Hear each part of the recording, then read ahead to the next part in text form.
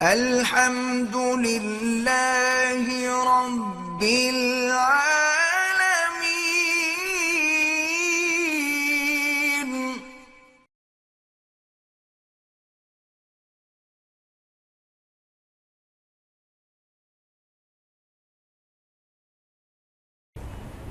قصائی لوگ کیا کرتے ہیں کہ جانور کو کاٹتے ہیں تو کاٹتے چلے جاتے ہیں.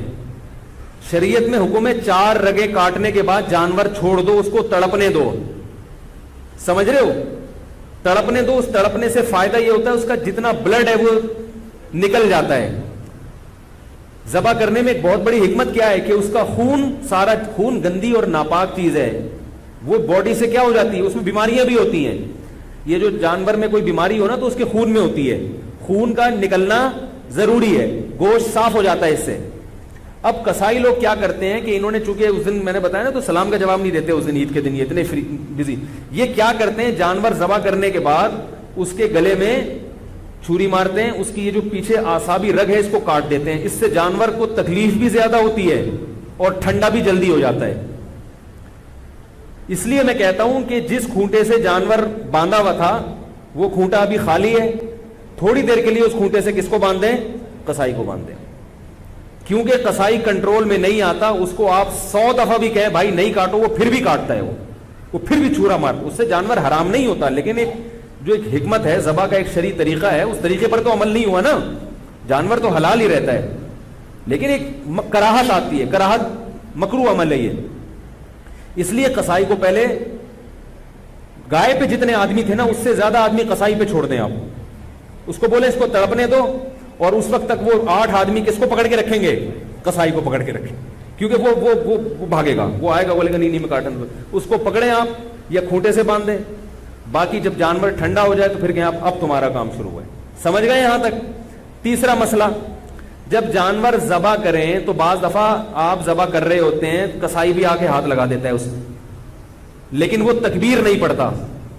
جب 2 آدمی مل کے گلا کاٹیں گے تو دونوں کے لیے تکبیر پڑھنا ضروری ہے. اگر ایک نے بھی چھوڑ دی تو جانور مکمل حرام ہو جائے گا, اس کا گوشت کسی کے لیے بھی حلال نہیں ہوگا.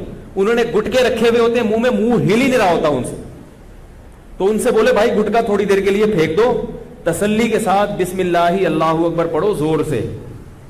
اور علماء کہتے ہیں کہ جو لوگ وہاں کھڑے ہوئے ان کو بھی چاہیے تکبیر پڑھ لیں, تاکہ وہ جو ہے نا جو ذبح کر رہا ہے اس کو یاد آ جائے. ٹھیک ہے, بھولے سے اگر تکبیر رہ گئی تو بھی جانور حلال ہے, لیکن جان کر اگر چھوڑ دی یا مسئلے کا علم نہیں تھا یا قصائی یہ سمجھتا تھا بھائی اس نے پڑھ لی تو کافی ہے, مجھے پڑھنے کی ضرورت نہیں ہے, تو وہ جانور کیا ہو جائے گا؟ حرام ہو جائے گا. بھولے سے چھوٹ جائے تو ایک الگ بات ہے, جان بوجھ کر تکبیر چھوڑیں گے تو جانور حرام ہو جائے گا.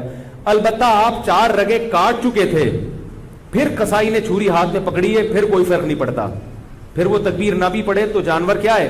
حلال ہے. شروع کی رگیں جو ہے نا جب کٹتی ہیں تو اس میں تکبیر کا پڑھنا ضروری ہے. آج کل یہ فارمی مرغی والے بھی تکبیر نہیں پڑھ رہے, تو میں نے کئی دفعہ پکڑا ہے, ان کو جا کے پکڑا کریں, ان سے بولے زور سے بولا کرو, ویسے تو باتیں چیخ چیخ کے کرتے ہیں, جب اللہ کا نام لینے کا وقت ہے تو پتہ نام ہی نہیں لیتے وہ.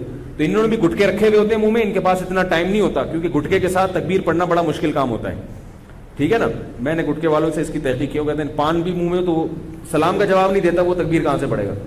ابھی کچھ دن پہلے میں جا رہا تھا, کسی سے موٹر سائیکل والے سے راستہ پوچھا, اس کے منہ میں گٹکا تھا, تو پورا گٹکا اس نے منہ سے پھینکا ہے میری خاطر. اس کے بعد اس نے وعلیکم السلام کہا اور پھر مجھے ایڈریس بتایا. میں نے کہا دیکھو یہ حالت ہے.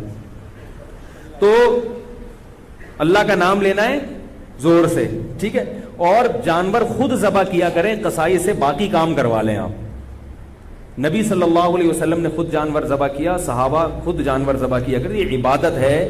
اور علماء کہتے ہیں کہ جس سے جانور ذبح ہوتا ہے نا اس سے بھی انشاءاللہ اس گوشت میں کیا آتی ہے؟ لذت اور برکت. تو آپ خود کریں. اگر قصائی نیک آدمی ہے تو ٹھیک ہے, اس سے کروا لیں. قصائی میں نیک بھی ہوتے ہیں, برے بھی ہوتے ہیں, ہر طرح کے لوگ ہوتے ہیں, اور بہتر یہ کہ آپ کا جانور ہے تو آپ چھری خود چلائیں. بعض لوگوں کا دل بہت نرم ہوتا ہے, چھری نہیں چلتی ان سے, تو ان کو چاہیے چھری چلائیں, کیونکہ اسلام اتنے دل کی نرمی کو پسند نہیں کرتا. اگر اتنا نرم دل ہوگا تو آپ اپنے ملک کی حفاظت نہیں کر سکتے. آئی بات سمجھ میں؟